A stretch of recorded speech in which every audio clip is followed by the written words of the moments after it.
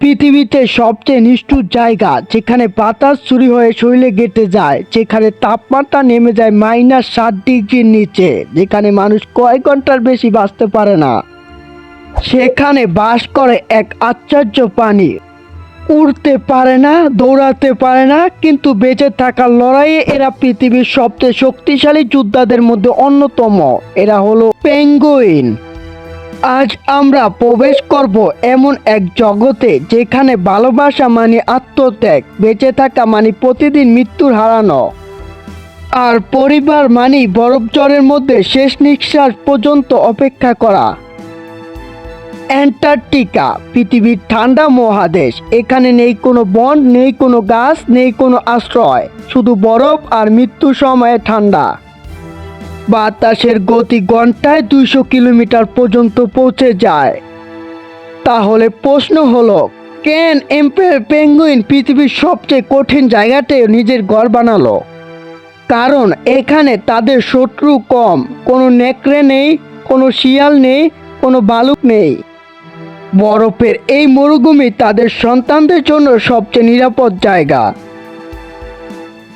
একটি empire penguin জীবন শুরু হয় এক ডিম থেকে, কিন্তু এই ডিমকে বাঁচিয়ে রাখা পৃথিবীর সবচেয়ে কঠিন কাজগুলোর একটি। যদি ডিম মাত্র 2 মিনিটের জন্য বরফের উপর পড়ে যায়, ভেতরের বাচ্চা মারা যেতে পারে। তাই বাবা পেঙ্গুইন ডিমটি নিজের পায়ের উপর রাখে, তার পেটের নিচে থাকা উষ্ণ চামড়ায় বাঁশ ডিমের ঠান্ডা থেকে রক্ষা করে। আর তখনই মা পেঙ্গুইন চলে যায় শত শত কিলোমিটার দূরে সমুদ্র খাবার সন্ধানে। পরবর্তী 2 মাস বাবা পেঙ্গুইন কিছু খায় না, না মাছ, না পানি, কিছুই না। সে শুধু দাঁড়িয়ে থাকে বরফের মধ্যে, অন্ধকারের মধ্যে, মৃত্যুর অপেক্ষার মধ্যে। অনেক পেঙ্গুইন এই সময় মারা যায়, কিন্তু যারা টিকে থাকে তারা হয়ে ওঠে প্রকৃতির সম্রাট। এম্পায়ার পেঙ্গুইন সবচেয়ে বড় অস্ত্র শক্তি নয়, ঐক্য। তারা তৈরি করে হাডল। হাজার হাজার পাখি একসাথে জড়ো হয়। বাইরে তাপমাত্রা যখন -50 ডিগ্রি, তখন এই জীবন্ত বৃত্তের ভেতরে তাপমাত্রা পৌঁছে যায় প্রায় 35 ডিগ্রিতে। হ্যাঁ, অবিশ্বাস্য হলেও সত্যি, এরা একে অপরের বাঁচিয়ে রাখে। বাইরে থাকা পাখিরা ধীরে ধীরে ভেতরে আসে, ভেতরে আবার বাইরে যায়। কেউ একা নয়, কারণ এখানে একা মানেই মৃত্যু। 2 মাস পর অবশেষে ফিরে আসে মা, কিন্তু সমস্যা হলো, হাজার হাজার পেঙ্গুইনের মধ্যে সে কিভাবে নিজের সঙ্গীকে খুঁজে পায়? উত্তর কণ্ঠস্বর। প্রতিটি পেঙ্গুইন ডাক আলাদা। এই বিশাল বিশৃঙ্খলার মাঝে তারা একে অপরে চিনে ফেলে। এ যেন বরফের রাজ্য, ভালোবাসার অলৌকিক ভাষা।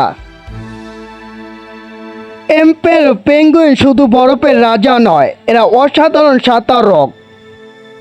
এরা 500 মিটারেরও বেশি গভীরে ডুব দিতে পারে, 20 মিনিট পর্যন্ত শ্বাস বন্ধ রাখতে পারে। তাদের শরীর টর্পেডোর মতো তৈরি, সমুদ্রের নিচে এরা উড়ে বেড়ায়। কিল, স্লাইড, রূপালী মাছ সবই তাদের খাদ্য। কিন্তু সমুদ্র নিরাপদ নয়, গভীরে লুকিয়ে থাকে লেপার্ড সিল। অ্যান্টার্কটিকার নীরব হত্যাকারী লেপার্ড সিলের আক্রমণ। এক মুহূর্তের আগেও সব শান্ত ছিল, পরের মুহূর্তে আক্রমণ। পানির নিচে গতি এত দ্রুত যে অনেক পেঙ্গুইন বুঝতে পারে না কি হয়েছে। প্রতিদিন অসংখ্য পেঙ্গুইন আর ফিরে আসে না, কিন্তু তবুও তারা সমুদ্রে যায়, কারণ ক্ষুধা থেকেও বড় শত্রু হলো অনাহার। অবশেষে বরফের মধ্যে জন্ম নেয় নতুন জীবন। ছোট্ট, দুর্বল, কাঁপতে থাকা এক ছানা। তার প্রথম পৃথিবী তার বাবার পা। যদি সে ঠান্ডায় পড়ে যায়, কয়েক মিনিটে মারা যেতে পারে। তাই বাবা মা পালা করে তাকে আগলে রাখে। এখানে ভালোবাসা মানে উষ্ণতা। কিন্তু এখন এই সম্রাটের রাজ্য বদলে যাচ্ছে। পৃথিবীর তাপমাত্রা বাড়ছে, বরফ গলছে। যে বরফের উপর দাঁড়িয়ে তারা প্রজন্মের পর প্রজন্ম সন্তান বড় করছে, সেই বরফ ভেঙে পড়ছে সমুদ্রে। বিজ্ঞানীরা সতর্ক করেছেন, যদি এভাবে চলতে থাকে আগামী শতাব্দীতে অনেক কলোনি হারিয়ে যেতে পারে। পেঙ্গুইন আর শুধু প্রকৃতির বিস্ময় নয়, তারা জলবায়ু সংকটের জীবন্ত প্রতীক। সূর্যোদয় হাজার হাজার পেঙ্গুইন হাঁটছে। এরা উড়তে পারে না, তবুও পৃথিবীর সবচেয়ে কঠিন পরিবেশ জয় করছে। এরা দুর্বল, তবুও জ্বরকে হারায়। এরা ছোট্ট, পুরো অ্যান্টার্কটিকাকে নিজের ঘর বানিয়েছে। পেঙ্গুইন আমাদের শেখায় বেঁচে থাকা শুধু শক্তির বিষয় নয়, ঐক্যের বিষয়, ধৈর্যের বিষয়, ভালোবাসার বিষয়।